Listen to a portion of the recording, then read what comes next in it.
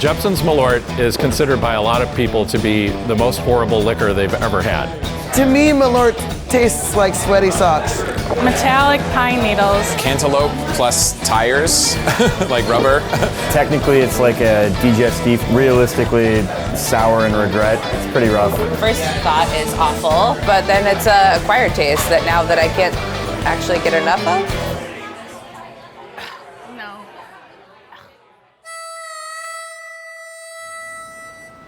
My name is Tremaine Atkinson. I am CEO and head distiller for CH Distillery. My best description of the taste of Jeppson's Malort is ass, gas, and fire all at the same time. I personally love it and I think it tastes great, but maybe I'm a little weird. When a CEO describes his product as something that tastes like ass, gas, and fire, it's safe to assume that there's a story that needs to be told. And that story, as it turns out, is one of legend.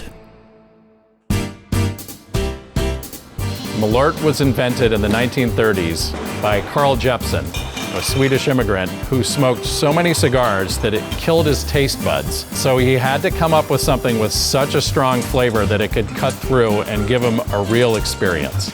So, do tell, what did he come up with? We can say that it does have wormwood in it, and that is its primary flavor, and everything else after that is top secret. But please, more about wormwood. Wormwood is a plant. It's really an herb. It looks a little bit just like a twig with some small leaves on it. It grows just about everywhere. When you take a bite of it, it is the most bitter substance that you really ever could bite into. Please excuse my naivete, but can someone please explain why? Why would anyone drink this stuff? Jeppson's Malort is an old school Chicago tradition. Chicago has some really iconic things about it, like deep dish pizza and the bean and Lake Michigan. I think why Malort is so embraced is because those other things are nice, but Malort is kind of the badass icon of Chicago. It allows us to be ourselves. I wanted to get involved with Malort ever since I started making booze here in Chicago because it is such a staple of the Chicago drinking scene. Staple? More like an anti-staple. How many shots of this could you possibly sell? On average, 365 days a year, people are taking 10,000 shots of Malort. So think about that. Every night, 10,000 shots of Malort are disappearing into people's bodies. That was a really weird way to say that. Weird indeed, but point made. I vaguely remember my first shot of Malort. Same. I remember my friend who was from here said, "Oh, you gotta try a shot of this." And I took it and I just said, "Why? Why did you do that to me?" That was how I was introduced to it, but now I love Malort because I love the way it tastes. I think it is fascinating. I love the balance between the pure bitterness and the herbal and floral flavors, that little touch of sweetness, the heat of the alcohol, all of that adds up to me as a really, really interesting taste experience. And I also love the way it makes me feel. I love the way that you love Malort, and I only wish that one day I will be so lucky to love something as much as you love your beloved Malort.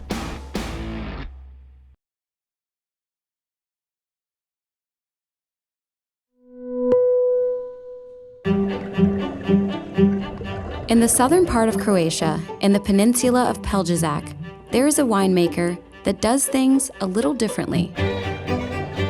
Sam Edi Bajurin I proizvodim vino ispod mora.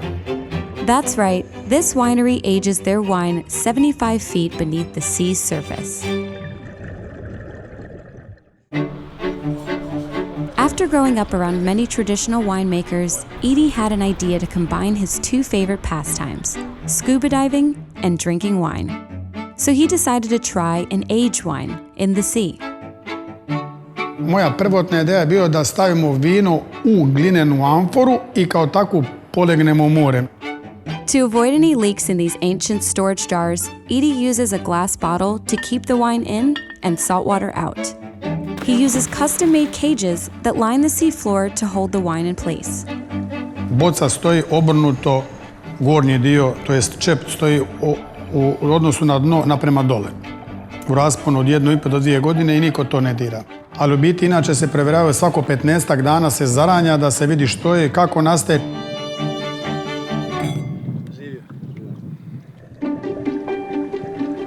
Boravi na temperaturama koje su idealne za održavanje crnoga vina i što je najvažnija stvar naša, da boravi u tišini. Ova tišina je jedan od faktora s kojom mi želimo dati jednu notu prilikom kušanja vina. And to Edie, it's this silence that differentiates his unique underwater wine from the pack.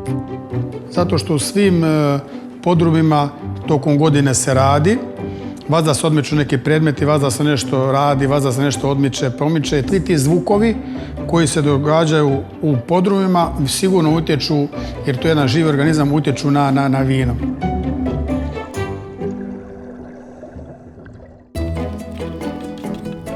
Vino dobiva i drugačiji i puniji okus nego što je vino u boci normalno pakirano. Ja mogu osjetiti razliku, a svakako ljudi koji su baš u tom biznisu, poznati sommelieri, sigurno će primijetiti jako veliku razliku.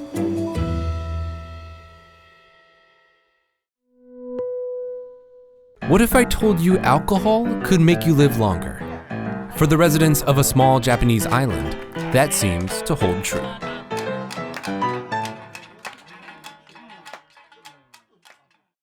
Known as the Island of Longevity, Tokunoshima is home to the world's highest percentage of people living beyond 100 years. Legend has it, the reason people are living longer is a special kind of Japanese spirit called shochu, made only by local distillers.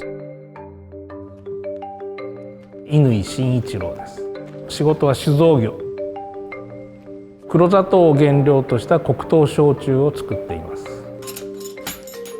どこに行っても買えるっていうような焼酎でもないですね。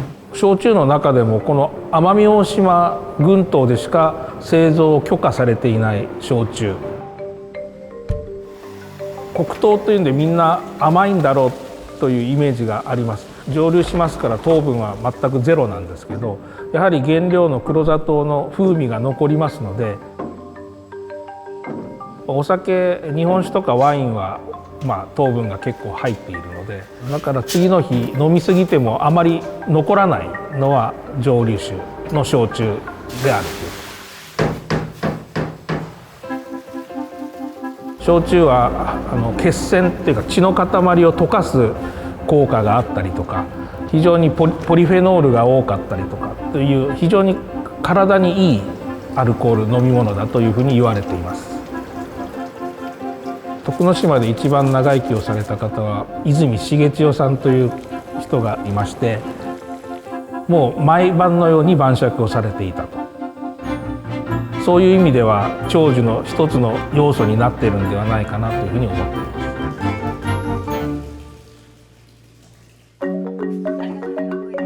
す。島の人は集まるのが好きなんですね。集まってその輪の中には必ず黒糖焼酎があるということで、黒糖焼酎を飲みたい場合はぜひこの徳之島においでください。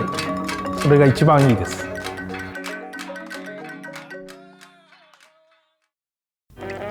Vodka. Always a good choice. Strong, smooth, delightfully clear.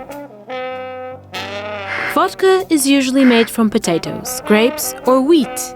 But one man is doing things differently. He's making vodka from... Yes, you heard that right. Sheep.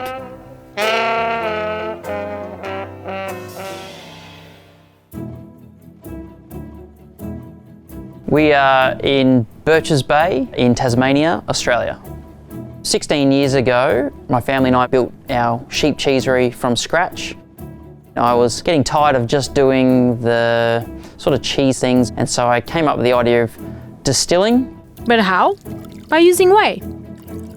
So whey is essentially part of cheese making, and in a lot of cases put down the drain and wasted. I have figured out a way to turn that into a product.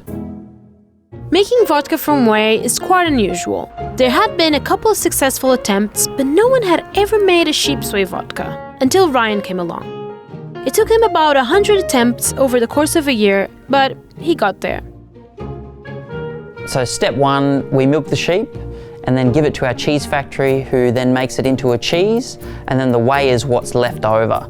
Step two, I grab that whey and then adding enzymes, it ferments into alcohol. What essentially creates alcohol is a basic sugar, and my basic sugar is lactose. Step three, I grab that alcohol and distill it twice into a finished spirit. And step four, I age the spirit for 4 months. Step five, we actually hand paint the entire bottle. So we spray the black on and then we hand write so that every bottle is unique.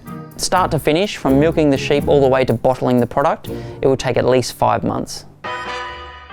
You'll smell a lot of sweetness coming through from the milk, and then when you drink it, it's going to be really creamy on the palate and almost have a little milky sort of finish.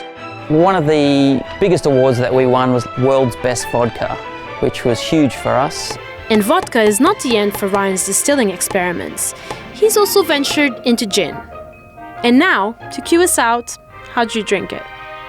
So treat it really, really similar to a whiskey, just nice and neat, even with no ice.